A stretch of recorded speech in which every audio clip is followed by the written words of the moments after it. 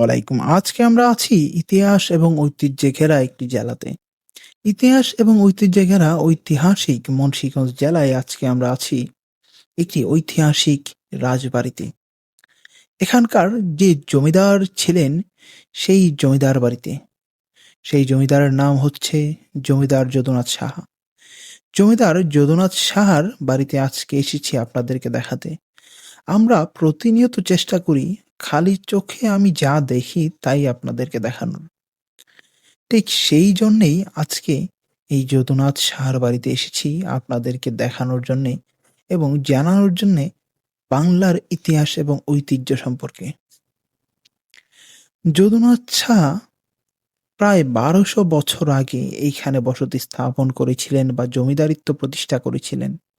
এই যদুনাথ সাহার বর্তমান যে জমিদারিত্ব বা জমিদার বাড়ি, এই বাড়িটির অবস্থান মুন্সিগঞ্জ জেলার বাগ্যকুলে। ভাগ্যকুল জমিদার বাড়ি হিসেবে কিন্তু পরিচিত সবচাইতে বেশি এখানকার মানুষের কাছে। যদিও এই ভবন বা এই বাড়িগুলোর অবস্থা মোটেও তেমন ভালো না।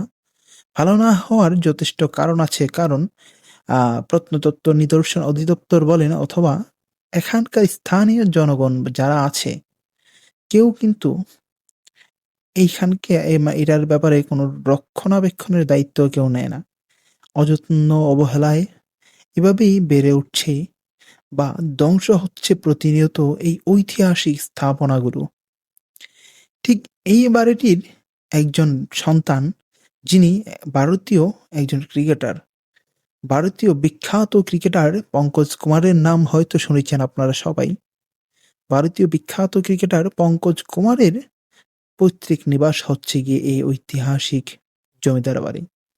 বর্তমানে যে ভবনটির সামনে আমি দাঁড়িয়ে আছি বা আপনাদেরকে দেখাচ্ছি, এই ভবনটি হচ্ছে মুন্সিগঞ্জ জেলার এই জমিদার বাড়ির শিক্ষা ও সংস্কৃতি কেন্দ্র হিসেবে পরিচিত ছিল।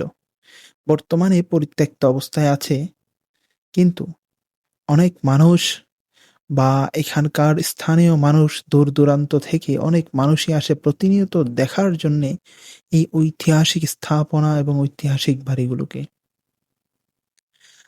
ঠিক সেই জন্যে আজকে আমিও আপনাদেরকে দেখাতে চলেছি এখানকার ইতিহাস এবং ঐতিহ্য সম্পর্কে। প্রতিটি দেওয়ালের ইটের ফাঁকে ফাঁকে যেন লেগে আছে ইতিহাস এবং ঐতিহ্যের ছোঁয়া।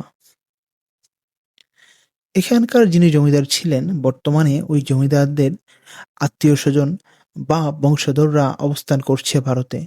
যখন দেশভাগ হয়, দেশভাগের সময়ে